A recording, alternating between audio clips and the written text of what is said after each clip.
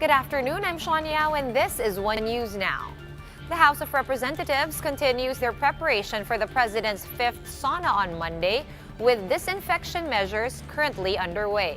To give us more details, Ria Fernandez joins us live from Quezon City. Ria, how's it going over there? Sean, the Batasan complex is on lockdown as authorities ramp up preparations 3 days before the fifth State of the Nation address of the President. Making the rounds at the Batasan for her third time directing the President's address to the nation, filmmaker Joyce Bernal admits while this year's version is simpler due to the pandemic, it's bound to be more technically complicated. Nalimit yung mga tao dito sa loob, pero merong mga remote areas na kailangan kong kunan at saka yung mga video conference, meron na akong IT na gagawa nun. So, hindi ako marunong sa ganyan. As part of health protocols, the whole complex was put on lockdown on Friday for disinfection. A misting facility for entering vehicles was installed in each gate. Of the more or less 50 attendees, half will come from the lower house, 22 lawmakers and 3 House officials. They will undergo swab testing on Sunday and rapid testing on Monday. Should health issues arise, Malacanang has been set as the President's alternate venue. Under the 18th Congress, 5 of the President's legislative priorities laid out in the 2019 SONA were enacted into law, including the postponement of the barangay and SK elections and a salary hike for teachers and nurses. Others remain pending at the Senate, such as the creation of the Department of Overseas Filipinos. While the 2020 budget was swiftly approved, a big chunk was realigned for COVID funds under the Bayanihan Law. 2 stimulus packages were also passed, the Arise and Cures Bill. But the most controversial measures would have to be the denial of ABS-CBN's franchise renewal and the passage of the Anti-Terror Bill. I think it's a high for Congress to be able to stand up against very powerful businessmen in the country, but it's a law na maraming mawawalan ng trabaho. House Speaker Alan Peter Cayetano is supposed to turn over the leadership to Marinduque Representative Lord Alan Velasco this year, based on their term sharing agreement, but until then, I'll still focus on 2 things. Paano i-address yung immediate impact ng COVID? And number 2, how do we move forward? Sean, SONA protests are now prohibited in the Commission on Human Rights along Commonwealth, but rallyists are given an option to hold their pickets inside the University of the Philippines, still here in Quezon City. But authorities are encouraging them to just stay at home in order to help curb the spread of the virus. Sean? All right, thank you very much for that update from the Batasan. That was Ria Fernandez joining us live from Quezon City. And what if some of the invited guests for the President's fifth sauna test positive for COVID-19? Communications Secretary Martin Andanar says the President's speech will push through, but in a different venue. In an interview with Radyo 5, Andanar said the chief executive will deliver his sauna from Malacanang if some of the guests in the Batasan test positive on the same day of swabbing on Monday. The second option is sa Malacanang gawin. Ito po ay kapag tumaas yung bilang ng COVID-19 at kung merong mga nagpositibo dun sa mga isa-swab na congressman or senators. Andanar said they will have separate viewing for invited local government officials through a teleconferencing app. Regarding Duterte's speech, Andanar said the president will be focusing on discussions made during the pre-sauna fora of various clusters. Hindi ko pa rin po nababasa ang speech ni Presidente. And number 2, we don't preempt the president also. Pero what I can tell you is the past 3 weeks, nagkaroon po tayo ng pre-State of the Nation address kung saan kausap natin ang ating mga cabinet clusters on peace, justice, security, economic clusters. At nalaman po natin na from the economic cluster na talagang tinututukan nito kung paano bumangon ang ating ekonomiya. And in a complete reversal of what was earlier agreed upon, Sauna Day protests will no longer be allowed along Commonwealth Avenue on Monday. This comes after the Interior Department issued a new order just 3 days before the President's address. Justine Punsalang with the details. The NCRPO was all systems go for President Rodrigo Duterte's fifth son on Monday. That was until Interior Secretary Eduardo Año released a new directive prohibiting all forms of mass gathering as stated in IATF Resolution number 57. Mass gathering, such as but not limited to the movie screenings, sporting events, and other entertainment activities, community assemblies, and non-essential workers' gatherings are prohibited. No exceptions will be made, said Sinas, and that violators will be arrested. Militant group leaders did not welcome this new development. Tila isang diktador nag-impose si Secretary Año, no, sa mga mamamayan. Bakit ipagkakait ang kalayaang mamahayan?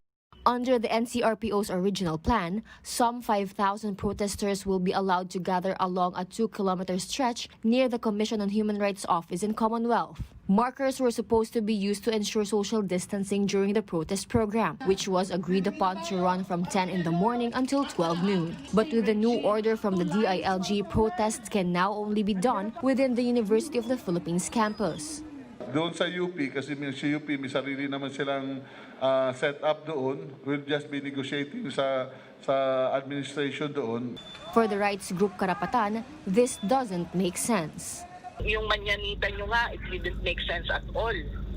You are not, you're just facing an investigation. And so I don't think that it should be an issue of where. It should be an issue of rights. Because of the DILG's order, the Quezon City government also stopped processing applications of protest permits. Those deemed issued because no action was taken after 2 days following the date of application were likewise revoked. Despite the limitations, militant groups will still push through with the Sonagkaisa protest on Monday. They are now in talks amongst themselves on where their program will be held. 5,000 uniformed personnel from the PNP, BJMP, BFP, and JTF-NCR will still be deployed near the House of Representatives. Additional 1,100 will come from the MMDA, not to mention the augmentation that will come from the local government of Quezon City. For News 5, Justine Punsalang. We are One News. More petitions challenging the anti-terror law have been filed before the Supreme Court today. Various church leaders led the filing of the 18th petition against the Anti-Terror Act, which they say is too vague and broad that it can be possibly used to curtail basic rights. Itong particular na batas na ito, may mga provisyon na nakakatakot o nagbibigay ng pangamba sa mamamayan. Una lang dyan, na in mere suspicion pwede kang hulihin kahit wala pang naihayag na ebidensya. Suspitsa pa lang. At pwede kang ikulong ng 24 days na walang kaso.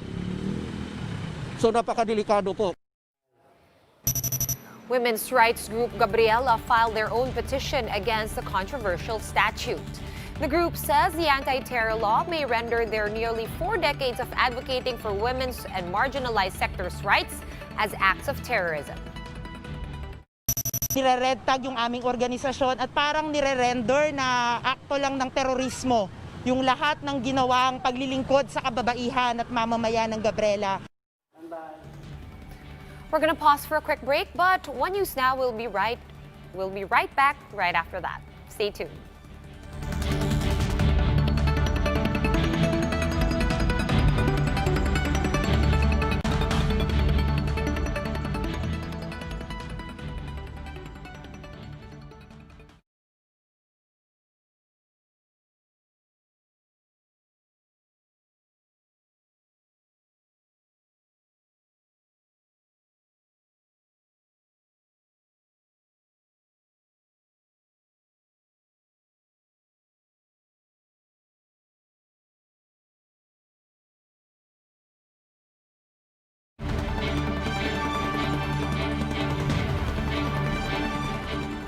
I'm Shawn Yao, and you're still watching One News Now. COVID-19 cases in the country has surged to 76,000. This is after the Health Department recorded over 2,100 new COVID-19 cases. The DOH notes that 49 duplicates were removed from the total case count, which is now at over 76,400. close to 50,000 of which are active cases. 50 new deaths were also reported today, bringing the death toll to over 1,870. Total recoveries, meanwhile, now stand at 24,500, with over 140 people recovering today or recovering from the virus in the past 24 hours. And amid the clampdown on quarantine violators, an SWS survey shows a huge majority of Filipinos actually practice health measures against COVID-19. 76% of Filipinos said they always wear face masks when leaving the house, and 59% of respondents practice social distancing, with 65% saying that they wash their hands frequently. And the Philippines is set to join the COVID-19 vaccines global access facility, which ensures fair and equitable access to COVID-19 inoculations. The IATF has approved the country's participation in the COVAX facility, which aims to accelerate the development and manufacture of COVID-19 vaccines. And President Duterte has ordered an investigation into the alleged widespread corruption in PhilHealth. This comes after one of the agency's top officials filed his resignation over the supposed anomalies in the state health insurer. Mayan Los Baños with the full story. Reports surfaced that 3 PhilHealth officials filed the resignation after a heated exchange with the health insurer's president and CEO Ricardo Morales. As per sources, a clash ensued over alleged irregularities in the procurement of an IT system overpriced by 98 million pesos. President Rodrigo Duterte has already ordered a probe to be headed by Special Assistant to the President, Undersecretary Jesus Melchor Kitain. The palace confirmed that they have received a copy of PhilHealth Anti-Fraud Legal Officer Thorson Keith's resignation letter. In a copy secured by News 5, Keith enumerated his reasons for giving up his post, including claims of widespread corruption. He likewise said that it's unconstitutional for PhilHealth to require OFWs to pay contributions. He said it was also against his values to let OFWs pay for the spillages of PhilHealth. Senator Panfilo Lacson is now drafting a resolution to probe the issue. He said it will be a priority once session resumes next week. Senators back the move. Minority Leader Senator Franklin Drilon is not surprised given PhilHealth's history of ghost dialysis patients and cataract patients. But Drilon insists that what's more important is protecting PhilHealth's fund amounting to 221 billion pesos. Senator Bongo, who also chairs the Senate Health Committee, called PhilHealth to stop these anomalies within its rank. He challenged its officials to shape up or ship out. Enough is enough. I call on the PhilHealth leadership to put a stop to these issues of anomalies within its rank. Paano niyo matutulungan ang mga Pilipinong may sakit na mapagaling kung kayo mismo di nyo kayang pagalingin ang sarili nyong problema sa PhilHealth? For its part, PhilHealth said it has yet to receive Keith's resignation letter. But if he has a problem with promotion, PhilHealth said it can be resolved through its grievance machinery. The agency also asked Keith to substantiate his accusations. PhilHealth clarified that head executive assistant Etrobal Bellaborte already resigned earlier to complete his doctorate degree, while corporate legal counsel Roberto Labio Jr. denied any news of resignation. Reporting for News 5, Mayan Los Baños, we are One News. The Health Department is looking into the corruption issues surrounding PhilHealth. Undersecretary Maria Rosario Vergeire acknowledges the allegation hounding the state insurer. She says internal arrangements are being made to resolve any conflict among officials. Sabi na meron mga allegations tungkol dito. Pagka ganito naman ang Secretary of Health being the chair of the board, he sits down with the officials para maiayos niya kung ano man yung mga issues among them. And the Interior Department filed administrative charges against 3 local government officials due to quarantine violations. And these include the mayor and 1 councilor of Santo Tomas, Pangasinan for holding a birthday party back in May. DILG Secretary Ed Año says this violates policies on curfew and mass gatherings. The mayor of Buluan, Maguindanao, was likewise slapped with charges before the ombudsman after allegedly failing to stop at least 2 instances of mass gatherings. For more updates, follow News 5, The Philippine Star, and Business World online. Visit our website, onenews.ph, for more in-depth analysis. You can also catch One News on the Signal Play app. Register for a free account at www.signalplay.com and stream One News live anytime, anywhere. I'm Sean Yao. We are One News.